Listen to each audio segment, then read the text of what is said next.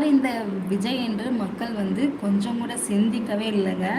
நமக்காக ஏதாவது போராட்டம் பண்ணியிருக்காரா? இல்லை கட்சியில் அடிமட்ட தொண்டனாக இருந்து மக்களுக்காக ஏதாவது சேவை செஞ்சுருக்காரா? சிறை சென்றாரா? வெள்ளம் சுனாமிலாம் வந்தப்போ ஏழை எளிய மக்களுக்கு வந்து உதவுனாரா? பால் வாங்கி கொடுத்தாரா? எப்படி இவர்கள் கஷ்டம் தெரியும்? சிந்திக்க வேண்டும் ஜனங்களே.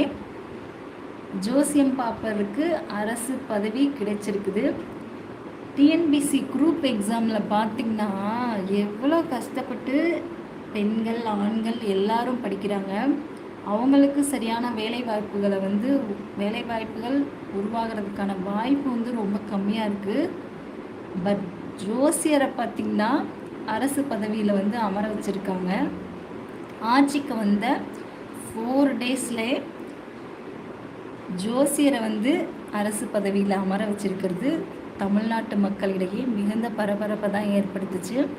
இதை பற்றின உங்களோட கருத்துக்களை நீங்களும் பதிவு பண்ணலாம்.